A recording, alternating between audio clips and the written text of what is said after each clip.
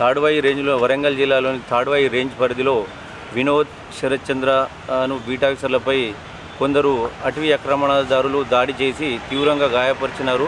వాళ్ళు ప్రాణాపాయ స్థితిలో ఐసీయూలో చికిత్స పొందుతున్నారు. ఇవి రెగ్యులర్గా ఫారెస్ట్ అధికారులపై దాడులు సహజమైపోయినాయి అటు తెలంగాణ ప్రాంతంలో.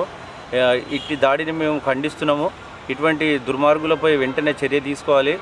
అటవీ రక్షణలో భాగంగా మా ప్రాణాలకు తెగించి మా దగ్గర ఎలాంటి ఆయుధాలు లేకుండా మేము రాత్రి పగలు మాకు రాత్రి 11 గంటలకు 12 గంటలకు ఇన్ఫర్మేషన్ వచ్చినా కానీ మా దగ్గర lady staff, beat officers, section officers అందరూ పనిచేస్తున్నారు. మాకు ఎలాంటి ఆయుధాలు లేకుండా మేము అటవీ రక్షణలో భాగంగా నిమగ్నమైతే అటవీ రక్షణలకు మా వాళ్ళు వెళ్తుంటే నిరంతరంగా దాడులు చేస్తూ ఉల్టా మాపైన అటవీ శాఖ అధికారులపైన కేసులు, ఫాల్స్ కేసులు బనాయించి మమ్మల్ని ఇరకాటంలో పెడుతున్నారు.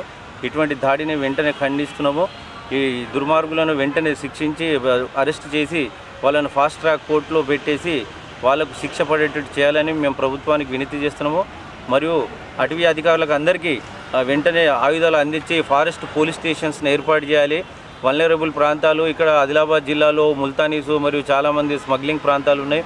ఇక్కడ నిత్యం రాత్రి 11 గంటలకు 12 గంటలకు ఒక 50-60 మంది అడవిలో వెళ్ళి అటవీని నరికేస్తూ ఉంటారు. ఇటువంటి ప్లేసెస్లో ఆయుధాలు లేకుండా పోవడం చాలా కష్టం.